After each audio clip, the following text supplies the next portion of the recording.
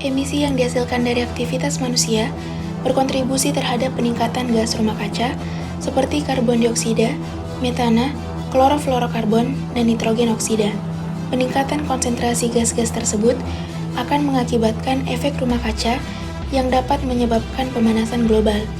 Emisi tersebut berasal dari penggunaan fosil fuel sebagai sumber energi. Menurut hasil penelitian Business as Usual, permintaan energi termasuk biomasa akan meningkat dari 1079 juta SBM atau setara barel minyak pada tahun 2012 menjadi 1916 juta SBM pada tahun 2025 dan mencapai 2980 juta SBM pada tahun 2035 atau tumbuh rata-rata 4,5% per tahun. Sedangkan untuk skenario tinggi, permintaan energi akan meningkat dengan pertumbuhan rata-rata 5,6% per tahun. Kalor yang tinggi bisa didapat dari sampah kertas yang memiliki nilai kalor 4.000 sampai 5.000 kalori. Secara spesifik, kertas memiliki nilai kalor sebanyak 1.104,39 kJ per kilogram. Dengan nilai kalor yang tinggi tersebut, limbah kertas dapat dibuat menjadi sumber energi alternatif berupa briket. Lumpur atau sludge dapat dijadikan bahan perekat dalam pembuatan briket. Berdasarkan hasil penelitian yang dilakukan oleh Windia DKK pada tahun 2018, lumpur atau sludge memiliki nilai kalor sebesar 1154,78 kalori per gram. Berdasarkan latar belakang tersebut, kami memanfaatkan limbah kertas dan limbah lumpur IPAL sebagai energi alternatif briket.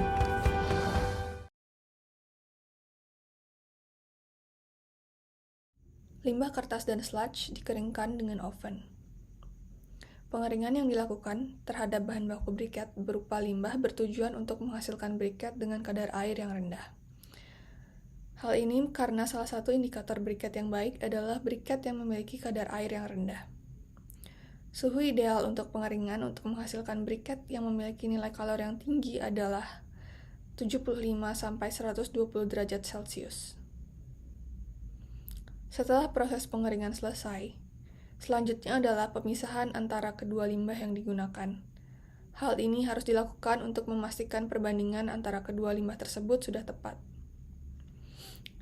Selanjutnya, tabung pirolisis merupakan salah satu bagian utama yang berfungsi sebagai tempat terjadinya proses pirolisis. Tempat terjadinya proses dekomposisi senyawa organik yang terdapat di dalam limbah melalui proses pemanasan dengan sedikit atau tanpa melibatkan oksigen. Setelah proses pirolisis selesai dilakukan, selanjutnya limbah yang digunakan ditumbuk secara terpisah antara limbah kertas dan limbah lumpur. Hal ini dilakukan untuk mendapatkan arang. Dan untuk mendapatkan arang dengan konsistensi yang lebih halus dan untuk menyeragamkan ukuran, maka harus dilakukan pengayakan. Setelah didapatkan arang dari masing-masing limbah, hal selanjutnya yang dilakukan adalah melakukan penimbangan untuk limbah kertas dan limbah lumpur untuk mendapatkan variasi komposisi yang diinginkan. Komposisi yang paling baik untuk menghasilkan briket dengan nilai kalor yang tinggi adalah dengan mencampurkan 50% kertas dengan 50% lumpur.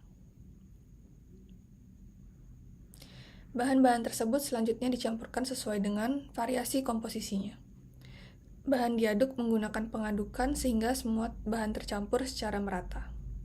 Setelah tercampur dengan merata, bahan tersebut kemudian dapat dicetak menggunakan pipa paralon sebagai alat pencetakan. Campuran kemudian dimasukkan ke dalam ruang cetak. Percetakan dapat dilakukan dengan pengepresan menggunakan alat pres sederhana yang terbuat dari kayu. Lalu, briket dikeluarkan dari ruang percetakan untuk selanjutnya ditimbang kembali untuk mengetahui massa dan waktu yang dibutuhkan untuk mengeringkan briket. Selanjutnya, briket yang telah ditimbang harus segera dikeringkan. Hasil cetakan dikeringkan di dalam oven pengering dengan suhu 60 hingga 70 derajat Celcius.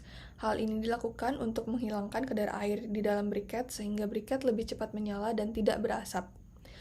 Hal yang harus diperhatikan adalah suhu oven yang digunakan. Hal ini karena suhu yang terlalu tinggi dapat mengakibatkan cetakan menjadi retak. Setelah briket kering, dapat digunakan untuk pembakaran. Kesimpulannya, energi alternatif dapat diperoleh dari pengolahan limbah. Salah satunya dapat dibuat menjadi briket. Yang kedua, limbah kertas dan lumpur IPAL berpotensi dijadikan energi alternatif berupa briket, dengan perbandingan terbaik yaitu 50% limbah kertas dan 50% lumpur IPAL. Yang ketiga, briket sebagai energi alternatif dapat menggantikan penggunaan batu bara pada PLTU, dengan total energi yang dihasilkan sebesar 6.670,64 kalori per gram.